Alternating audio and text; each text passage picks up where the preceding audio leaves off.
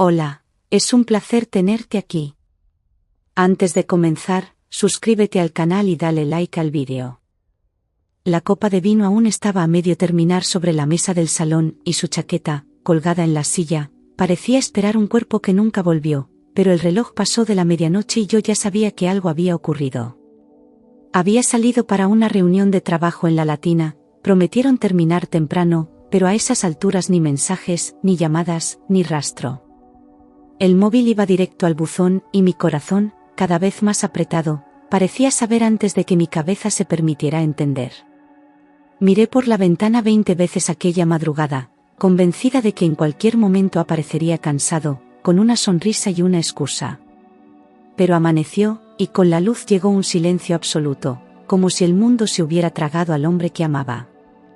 Entré en la comisaría de la Policía Nacional con la garganta seca y las manos temblorosas, intentando parecer firme mientras explicaba que mi marido no había vuelto a casa y que eso no era normal.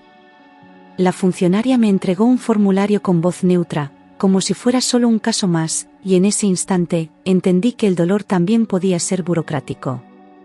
Describí su ropa, su altura, su última ubicación conocida, y cada detalle que rellenaba parecía enterrar más la idea de que volvería sonriendo como si nada. Me preguntaron si habíamos discutido, si había motivos para desaparecer. No, 1000 veces no. Salí de la comisaría con una copia de la denuncia en la mano y un agujero en el pecho que nadie allí parecía capaz de entender. Empapelamos Madrid con su foto, pegamos carteles en Atocha, en la entrada de Chamartín, en cada esquina del barrio donde vivíamos e incluso en las tiendas donde solía comprar el pan. Mis amigos se turnaron conmigo, llamando a hospitales, albergues, servicios de emergencia, como si la insistencia pudiera vencer al destino. Cada vez que sonaba el móvil, mi corazón daba un salto, pero siempre eran errores, bromas crueles, voces que prometían pistas a cambio de dinero o jugaban con el dolor. La ciudad entera parecía un teatro cruel donde él había desaparecido del escenario sin dejar rastro. Y aún así, cada esquina, cada ruido familiar me hacía girar la cabeza como si, por milagro, pudiera estar allí. Pasaban los días y las batidas de la Guardia Civil apenas dejaban huellas vacías, cámaras de tráfico revisadas, testigos interrogados, bases de datos cruzadas, y sin embargo, nada. Ni un rastro físico, ni un movimiento bancario, ni una imagen que confirmara su paradero después de las 10:47. La policía me pedía paciencia, pero la palabra desaparecido se sentía como una condena flotante, sin fecha de caducidad.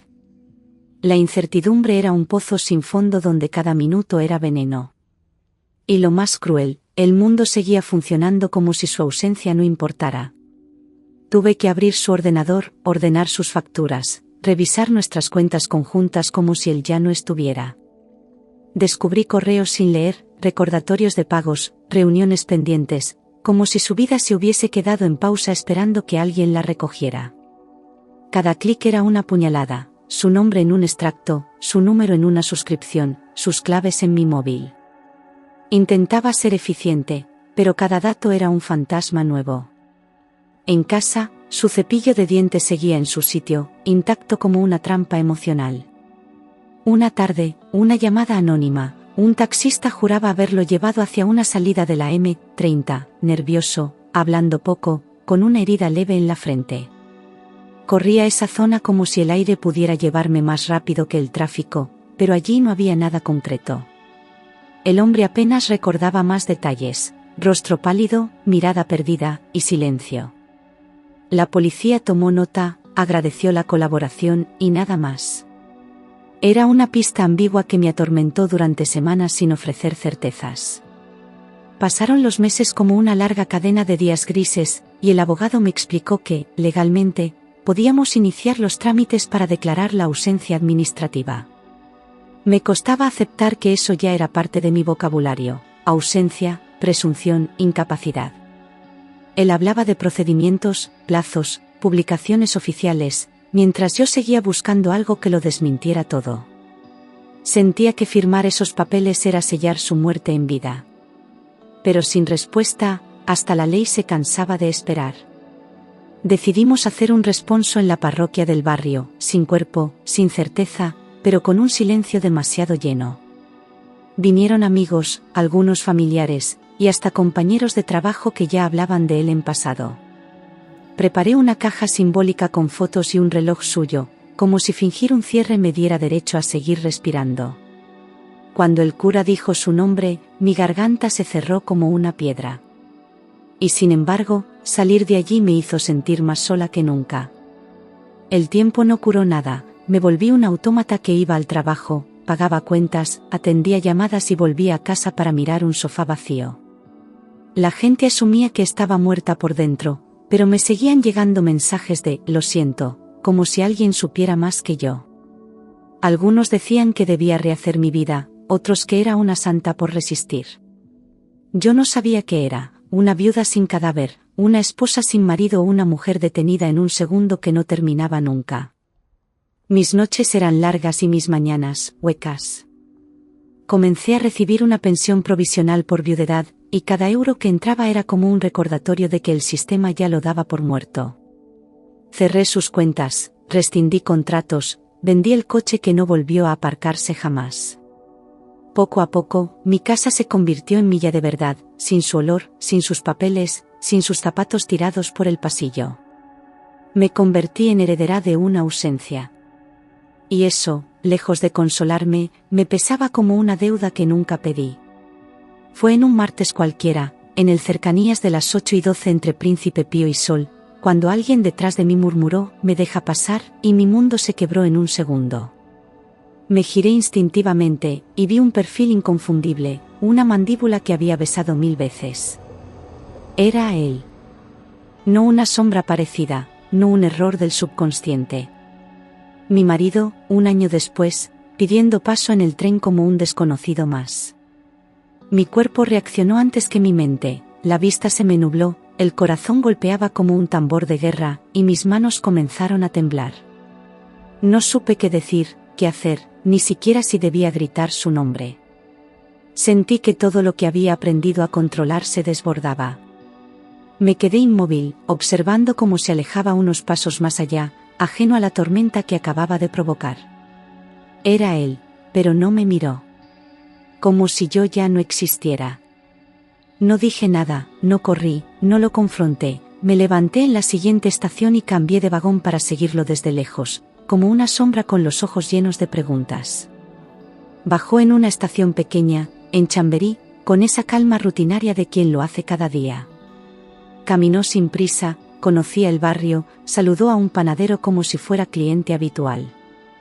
Mis piernas flaqueaban, pero lo seguí hasta una calle estrecha, donde entró en un portal sin mirar atrás. Y allí me quedé, temblando, frente a una puerta que sellaba un año de dolor. Desde la acera, lo vi entrar en el edificio con una llave que sacó del bolsillo como si llevara años haciéndolo. Tocó el telefonillo sin dudar, y una mujer bajó a abrirle. No era su madre, ni su hermana, ni nadie de nuestro entorno. Se abrazaron, hablaron en voz baja, él sonrió. El ascensor los tragó y el portal se cerró como una sentencia. Me quedé allí, paralizada, como si hubiese visto a un muerto viviendo otra vida que no me incluía. Volví a casa temblando, con la respiración agitada, y al día siguiente contraté a un investigador privado. Necesitaba pruebas, necesitaba la verdad. Le di la dirección, la descripción, le mostré fotos de antes para que confirmara si era la misma persona. En su mirada no había duda, pero yo no podía confiar solo en lo que vi. Quería certezas documentadas, no intuiciones rotas por el miedo. El detective aceptó el caso con profesionalismo, sin preguntas, como si ya hubiera visto esto antes. A los pocos días, me entregó un dossier, fotografías tomadas desde la calle, vídeos grabados con zoom desde un parque cercano. Mi marido salía cada mañana de ese portal, caminaba hacia una cafetería, luego tomaba el metro, volvía por la tarde. Siempre con la misma mujer, en momentos íntimos, cotidianos, reales.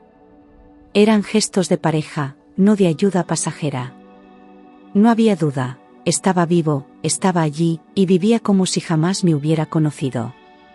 Una mañana reuní valor y fui hasta el edificio, esperé hasta que alguien entró y aproveché para colarme detrás. Toqué todos los timbres hasta que una vecina abrió la puerta y me enfrenté a ella sin rodeos. Pregunté por él, por su nombre, por su historia. La mujer me miró con una mezcla de incomodidad y lástima. Aquí no vive nadie con ese nombre, me dijo. Intenté insistir, pero se escabulló cerrando la puerta en mi cara. El silencio era ahora más cruel que la mentira. El detective volvió unos días después con una pieza nueva del puzzle, informes médicos obtenidos a través de contactos en un hospital cercano. Al parecer, mi marido había sido ingresado meses atrás tras una caída en vía pública, con un traumatismo cráneoencefálico severo. Fue tratado durante semanas en el Hospital Clínico San Carlos y luego derivado a seguimiento ambulatorio. El diagnóstico incluía amnesia retrógrada y desorientación temporal. No recordaba quién era, ni de dónde venía, ni a quién había dejado atrás. Según el informe, una mujer que pasaba por la calle fue quien llamó a la ambulancia y luego se quedó con él durante el ingreso. Ella le ofreció cobijo, ropa, ayuda con trámites mientras se recuperaba, sin saber su verdadero nombre. No figuraba en ninguna ficha oficial más allá del apodo que le dieron en urgencias.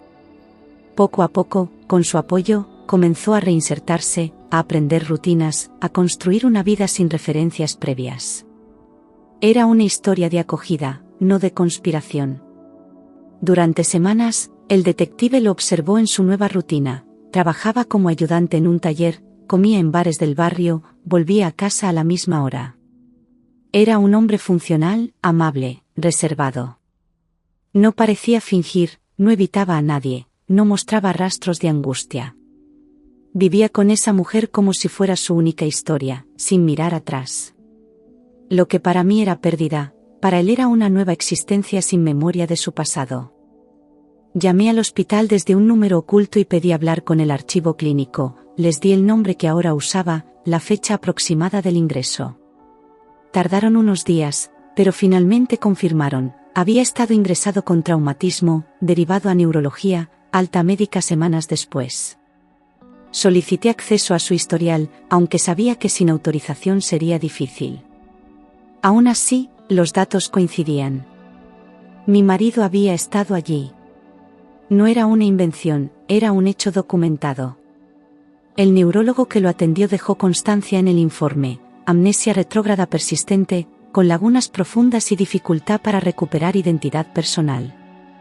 Aparentemente, recordaba conceptos generales, pero no rostros, nombres, vínculos concretos.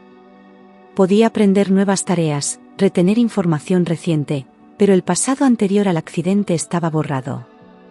No había signos de simulación, ni indicios de intención. No sabía quién era. Y yo, para él, era una desconocida más entre millones. El relato encajaba, alguien se desmaya en plena calle, despierta en un hospital sin documentos, y una mujer se convierte en su única referencia. Él no mintió sobre su identidad, no tenía una. Ella le dio un nombre, un hogar provisional que con el tiempo se volvió definitivo. Él aceptó lo que lo rodeaba porque no tenía con qué compararlo. No traicionó nada, solo vivió lo que le ofrecieron. Y yo, mientras tanto, lloraba una ausencia que él nunca sintió. Mientras yo organizaba el duelo, gestionaba certificados y firmaba declaraciones de ausencia, él nunca llegó a reclamar su identidad porque no recordaba tener una. Ninguna oficina recibió su denuncia, ningún registro civil detectó contradicciones, era como si hubiese nacido ese día. Su silencio no era elección, era consecuencia. Y yo había hecho todo bajo la ley, pero con una verdad que ahora se quebraba. Todo lo que construí en su ausencia podría ser impugnado, por él mismo. Me negaba a creer que alguien pudiera olvidar a quien amaba, olvidar una casa, un matrimonio, una vida entera. Algo dentro de mí gritaba que era imposible, que en algún rincón de su cuerpo debía quedar memoria. ¿O estaba fingiendo? ¿Y si esa mujer lo convenció de dejarlo todo atrás? La rabia me cegaba, porque la incertidumbre era más cruel que la muerte. Y no saber si era víctima o cómplice me destrozaba por dentro. Volví a nuestra antigua casa y recogí fotos, vídeos, cartas, mensajes, todo lo que probara que lo nuestro había existido. Hablé con amigos, con vecinos, con antiguos compañeros de trabajo que podían atestiguar que nuestro vínculo era real y profundo. Reuní certificados, fechas, contratos firmados, testigos disponibles. Quería armar una línea del tiempo que no dejara espacio a la duda. Si él no recordaba, yo lo recordaría por los dos. Pedí una cita, fui hasta su casa, y le hablé sin rodeos. Ese hombre es mi marido, desapareció hace más de un año, y lo estoy buscando desde entonces. Ella me miró con una mezcla de sorpresa y compasión, no con agresividad. Dijo que no sabía nada, que lo acogió porque estaba desorientado y herido, que nunca investigó más allá de lo que él mismo decía. Me ofreció un café, pero yo ya no podía tragar ni saliva. Aún así, no la odié, parecía sincera. Durante días no dormí, atrapada en una pregunta sin respuesta: ¿fue ella una ladrona de vidas, una buena persona en el lugar equivocado? No había signos de manipulación, pero tampoco buscó ayuda profesional cuando él no recordaba su nombre. ¿Fue protección o conveniencia? Yo habría removido cielo y tierra. Pero ella solo lo cuidó, y terminó viviendo con él como si nunca hubiera existido otra historia. Un mediador especializado en trauma propuso un encuentro conjunto: yo, ella, un neurólogo y una psicóloga clínica. El objetivo era evitar más daño, explorar vías de verdad sin confrontación. Ella aceptó de inmediato. Yo dudé, pero sabía que la guerra abierta destruiría a todos. Él asistió con mirada confusa, sin saber por qué dos mujeres hablaban de él como si se tratara de un juicio invisible. Durante la sesión, le mostramos fotos antiguas, nuestras vacaciones en Lisboa, la boda en Segovia, el nacimiento de nuestro perro. Él las miró con atención, sin reconocer nada, hasta que sus ojos se humedecieron ante una imagen nuestra en el retiro. Dijo que sentía algo, una presión en el pecho, una especie de vértigo emocional. Pero no pudo ponerle nombre. Su cuerpo parecía recordar lo que su mente había borrado. El hospital confirmó por escrito: ingreso el 18 de marzo, traumatismo cráneoencefálico con pérdida de conciencia, alta médica el 10 de abril. Los informes detallaban los exámenes, las consultas neurológicas, el seguimiento ambulatorio. Todo cuadraba con el tiempo en que desapareció. La cronología lo explicaba todo. Había pruebas médicas sólidas que respaldaban su amnesia, aunque mi corazón se resistiera a creerlo. Entonces me surgió otra duda: ¿qué había pasado con el dinero durante su amnesia? ¿Se movieron fondos de nuestras cuentas? ¿Alguien gestionó su patrimonio sin derecho? Revisé extractos antiguos y vi transferencias extrañas, pagos automáticos que nadie canceló, consumos que no tenían sentido. ¿Fue ella? ¿Fue él en automático? No sabía si estaba ante una negligencia o algo más grave. Le pedí explicaciones, y ella no tardó en mostrarme papeles, facturas, recibos, tickets, todo a su nombre. Había pagado alquiler, comida, medicinas, incluso consultas médicas de su bolsillo. Nunca usé dinero que no fuera mío, dijo, mirándome a los ojos. Y por primera vez sentí algo parecido a respeto. Puede que no haya sido perfecta, pero no parecía una oportunista. Escuché en una grabación cómo él la llamaba con ternura, usaba diminutivos, le contaba su día con una cercanía que dolía. No era una relación distante ni forzada, era afecto sincero, construido en la cotidianidad. En esa casa, él la reconocía como compañera. Y aunque no recordara su vida anterior, parecía haber encontrado equilibrio en la nueva. Me partía el alma ver que, para él, yo no existía más que como una historia ajena. La familia se dividió, algunos me culpaban por no haberlo encontrado antes, como si yo no hubiese hecho todo lo posible. Otros defendían a la mujer que lo ayudó, agradeciendo que alguien lo salvara cuando nadie más lo hizo. En los almuerzos familiares, ya no se hablaba de él sin tensión. Yo era la esposa oficial, pero no la que había estado con él cuando sangraba. Me sentía juzgada incluso por los que no sabían nada. Un periodista de un medio digital recogió la historia: el marido desaparecido que reapareció sin memoria y con otra vida. En pocos días, era tema de sobremesa, tertulias de radio, incluso memes. Nadie me preguntó si quería exponerme, si podía soportar leer opiniones de desconocidos sobre mi vida. Algunos me llamaban mártir, otros exagerada, y otros le defendían como víctima de un sistema frío. Perdí el control de mi propia historia. Mi abogado me recomendó iniciar medidas cautelares para proteger el patrimonio, revisar actos firmados durante su amnesia y establecer su situación civil. No queríamos pleito, pero tampoco podíamos dejarlo todo en manos del caos. Pedimos acceso a su documentación, una evaluación médica oficial y límites sobre decisiones económicas. La ley debía intervenir, aunque nadie supiera muy bien cómo tipificar su caso. El amor, por desgracia, no tenía peso legal. Solicitamos al juzgado la preservación de bienes compartidos, bloqueo de cuentas conjuntas y revisión de movimientos realizados en su nombre. No buscaba castigo, buscaba claridad. Mientras él no recuperase su plena identidad, era arriesgado permitirle disponer libremente de lo que habíamos construido juntos. Era duro ver todo eso en papeles fríos, sellos y firmas. Pero peor era no hacer nada y perderlo todo 2 veces. Iniciamos un proceso de verificación formal, cotejo de huellas, solicitud de prueba de ADN, comparación de datos biométricos.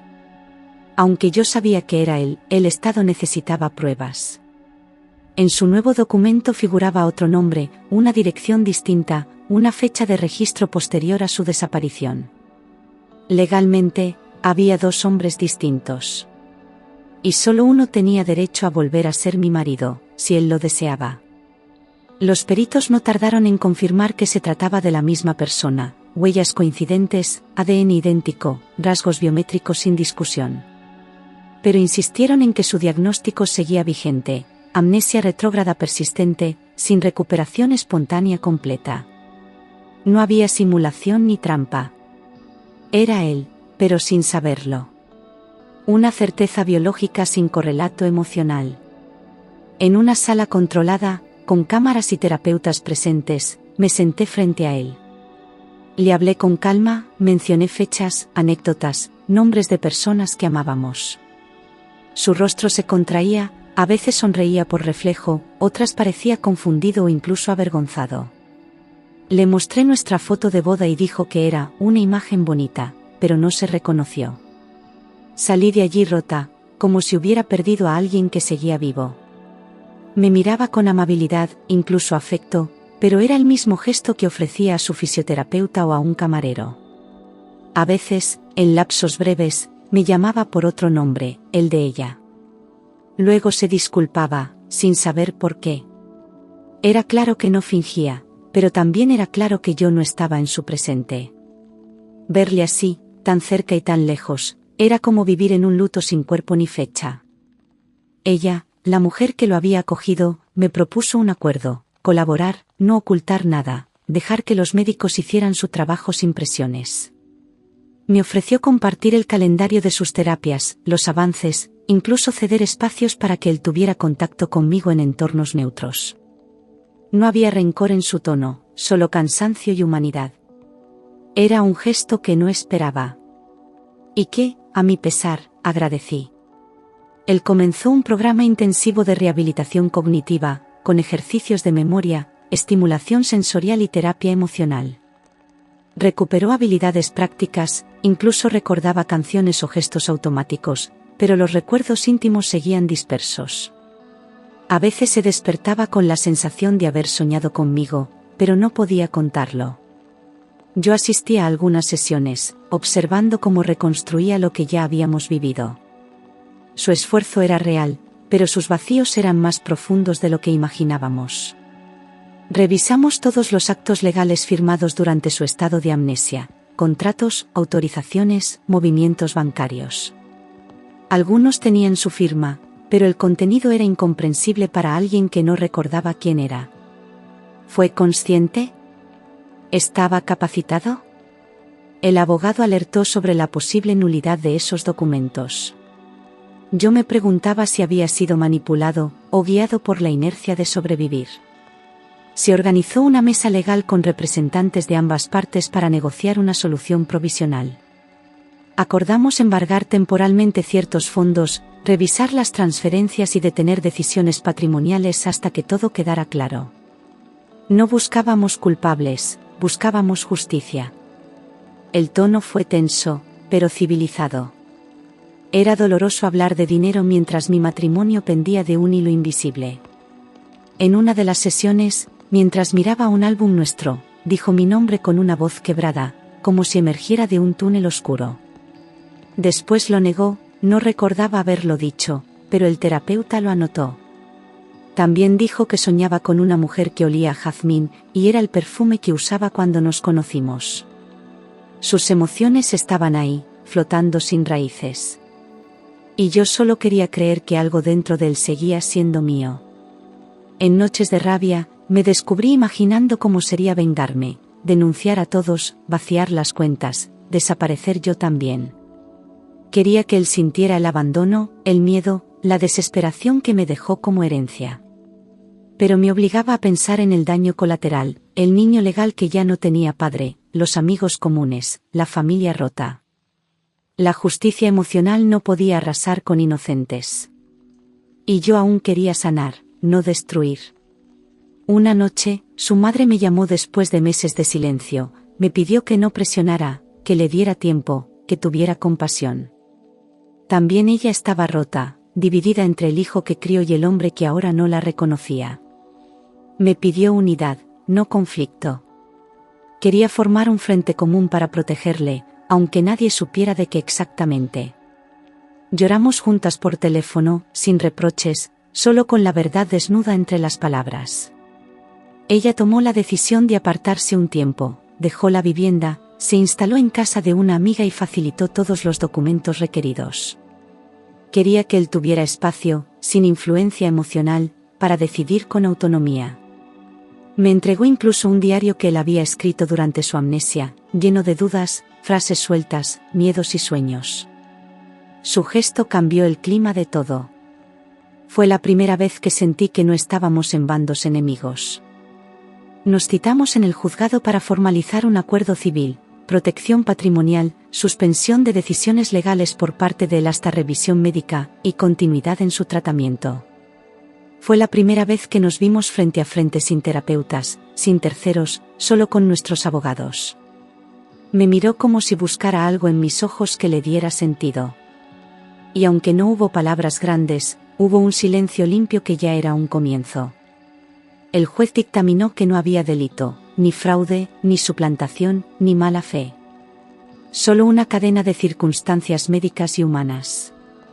La resolución establecía medidas civiles, no penales, y daba margen para una posible restitución futura si él lo solicitaba. Fue una victoria amarga. No perdía, pero tampoco ganaba. Salí del tribunal con una sensación nueva: la justicia no lo cura todo. Con el tiempo, él empezó a recordar fragmentos: una canción que bailamos, una discusión en un mercado, una tarde en Toledo. No eran reconstrucciones exactas, sino sensaciones que lo turbaban sin saber por qué. A veces me miraba y decía: tú me recuerdas a algo bueno, pero no sé qué. Esa frase se convirtió en mi consuelo diario. No era amor todavía, pero tampoco era olvido absoluto. Cuando los médicos declararon que su memoria no volvería por completo, le preguntamos qué quería hacer.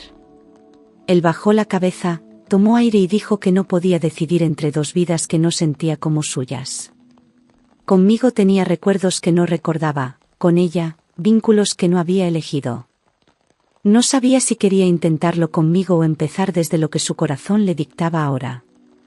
La libertad se convirtió en un abismo sin brújula. Tomé entonces mi propia decisión: no viviría en la eterna espera de un gesto, una señal o una promesa ambigua. Pedí autonomía económica, separé mis bienes, y comencé a reconstruir una vida sin depender de su regreso emocional. No por orgullo, sino por respeto a mí misma. Si me elegía, que fuera desde el presente, no desde la nostalgia. Me dolía, sí, pero también me liberaba. Ella firmó un documento donde renunciaba a cualquier reclamación patrimonial, reconociendo que lo hizo todo por humanidad, no por interés. Dejó en claro que lo quería, pero que su bienestar estaba por encima de su deseo. Fue su forma de cerrar el círculo sin drama, sin revancha. Ese acto calmó las aguas y desarmó sospechas. A veces, el amor también sabe irse a tiempo. Él y yo aceptamos iniciar una terapia de pareja adaptada a su situación, sin expectativas, sin presión, solo explorando si algo podía volver a nacer. Nos vimos una vez por semana en una sala neutra, compartimos recuerdos, olores, objetos, canciones. No buscábamos recuperar el pasado, sino inventar un lenguaje nuevo. Cada avance era mínimo, pero sincero. Aprendimos a reconocernos desde cero, sin etiquetas. Empezamos a compartir gestos simples, tomar café en silencio, caminar por el retiro, ver una serie sin necesidad de hablar. Había momentos en los que me miraba con una familiaridad serena, como si no supiera quién era yo, pero le gustara estar cerca. No forzábamos nada. Era un aprendizaje mutuo, lleno de pausas, lleno de intentos. Y por primera vez en mucho tiempo, no dolía. Nunca recuperó todo, las fotos de nuestra boda le parecían escenas ajenas, nuestras bromas privadas ya no le hacían reír. Había huecos que ningún ejercicio podía llenar. Pero a veces se despertaba y susurraba palabras que solo nosotros usábamos. Fragmentos, reflejos, chispazos. La memoria completa no volvió, pero la vida no se trata solo de recordar, también de elegir. Y él empezaba a elegirme. Aprendí a perdonar sin negar el dolor, no lo disculpaba todo, pero entendía que nadie eligió lo que ocurrió. Perdoné el accidente, la ausencia, incluso la nueva vida que empezó sin mí. Perdonar no era olvidar, era decidir vivir sin el veneno del rencor. No quería ser mártir, ni víctima, ni heroína. Solo una mujer que supo parar el sufrimiento cuando ya no llevaba a ninguna parte. Seguimos juntos, pero no como antes, éramos dos personas que se acompañaban con cuidado, con respeto y con nuevos límites. Dormíamos en cuartos distintos, a veces salíamos de la mano, a veces no.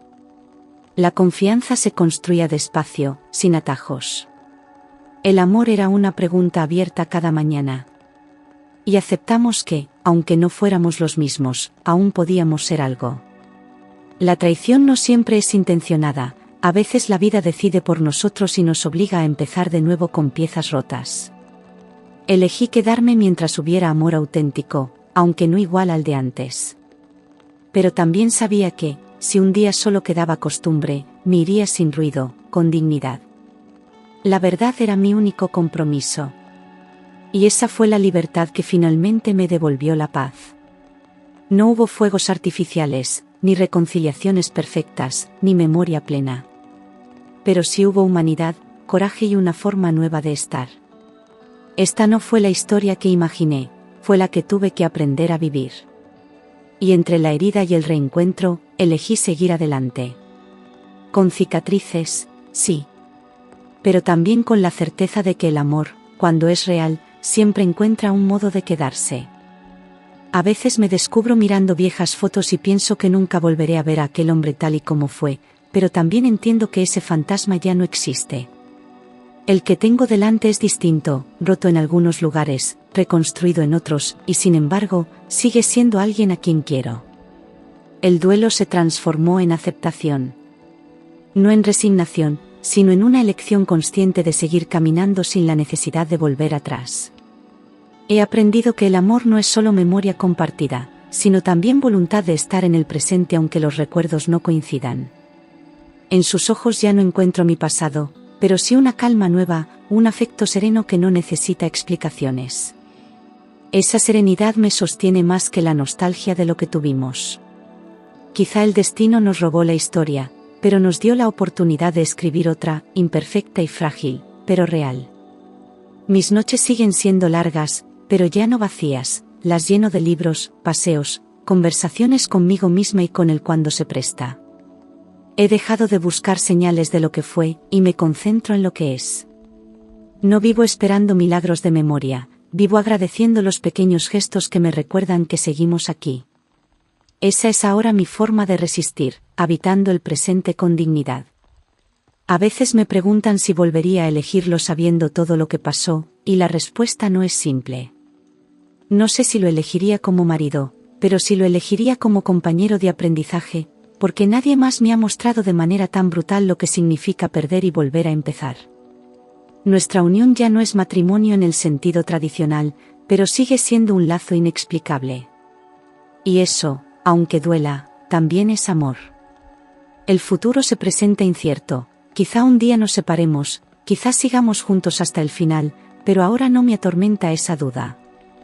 Lo importante es que ya no me siento prisionera del pasado, ni víctima de una desaparición sin respuesta.